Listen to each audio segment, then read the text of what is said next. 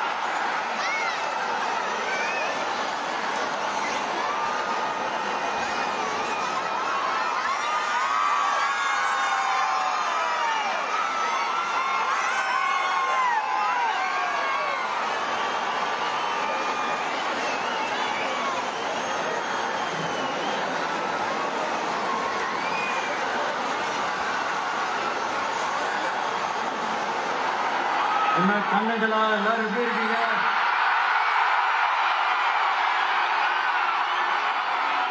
சாப்பிட்டீங்களா எல்லாரும்?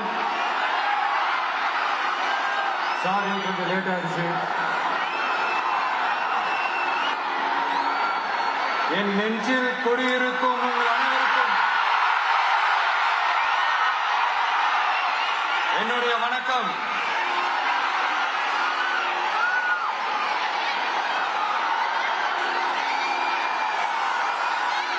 Transport hub of South India, நம்ம நாமக்கல் மாவட்டம். இங்க நீங்க பாத்தீங்கன்னா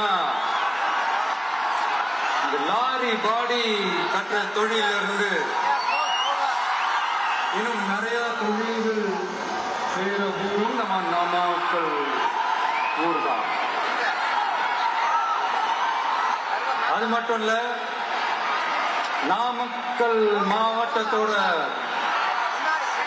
இந்த முட்டை உலகமும் கூட ரொம்ப ஃபேமஸ். எக் சிட்டின்னு கூட கூப்பிடுவாங்க. அது மாதிரி தமிழ்நாட்டு மக்களுக்கு இந்த சத்தான உணவு முட்டை கொடுக்கிற ஊர் மட்டும் இல்ல, தமிழ்நாட்டு மக்களுக்கு உணர்ச்சி ஊற்ற மண்ணும் கூட. இதை நான் ஏன் சொல்றேன்னா, ரெண்டு வரிகள் சொன்னா உங்களுக்கு ஈஸியா கனெக்ட் ஆகும். தமிழன் என்று சொல்லடா, தலை நிமிர்ந்து நில்லடா. எப்படி? தமிழன் என்று சொல்லடா, தலை நிமிர்ந்து நில்லடா. நாடி நரம்பெல்லாம் ரத்தம் பாய்ச்சுற இந்த வரிகளை எழுதினது யார் தெரியும்ல? யாரு எழுதுனா? விஜயகாந்த் சார் சொன்னாரு. ஆனா நம்ம அண்ணன் கேப்டன் அவர்களுக்கு மட்டும் இல்ல, நமக்கும் சேர்த்து எழுதின இந்த வரிகளை யார் எழுதினது தெரியல? நாமக்கல் மாவட்டத்தை சேர்ந்த மேகனூர்ல பிறந்த நாமக்கல் கவிஞர் திரு ராமலிங்கம் பிள்ளைதான், அவர்கள்தான். அடுத்து தமிழ்நாட்டு மக்களுக்கு இந்த இடஒதுக்கீடு உரிமையா வழங்கினதும் இதே நாமக்கல் மாவட்டத்தை சேர்ந்த திருச்செங்கோடு பகுதியில் இருக்கிற ஒருத்தர் தான்.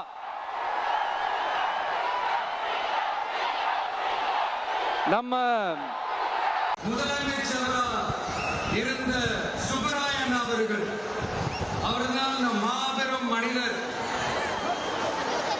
தமிழ்நாட்டு மக்களுக்கு இடஒதுக்கீடு உரிமையை வழங்குறதுல இவருக்கு மிகப்பெரிய ஒரு பங்கு ஒன்று இருக்கு. அதுதான் இந்த கம்யூனல் GO 1071 அதை கொண்டு வந்து பட்டியலின மக்களுக்கும் பிற்படுத்தப்பட்ட மக்களுக்கும் இத வழங்கினாரு.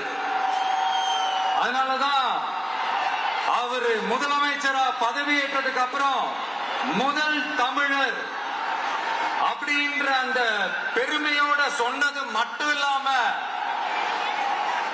இதே அவருக்காக ஒரு மணிமண்டபம் கட்டுவோம்னு வாக்குறுதி நம்பர் 456 கொடுத்தது யாரு?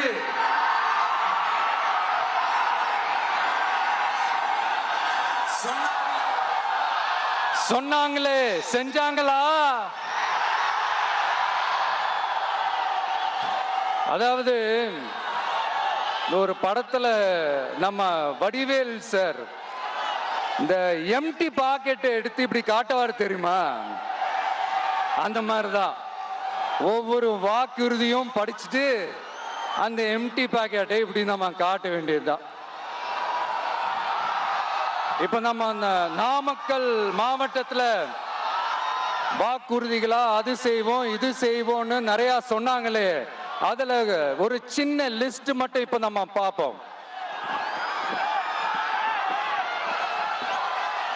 ஒவ்வொரு ஒன்றியத்திலும் தானிய சேமிப்பு கிடங்குகள் அமைக்கப்படும்.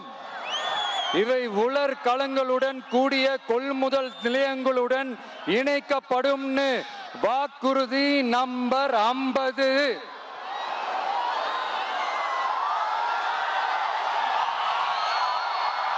கொப்பரை தேங்காயை தமிழக அரசே கொள்முதல் செய்யும். அதிலிருந்து தேங்காய் எண்ணெயை உற்பத்தி செய்து நியாய விலை கடைகள் மூலம் விற்பனை செய்ய நடவடிக்கை எடுக்கப்படும்னு வாக்குறுதி நம்பர் 66.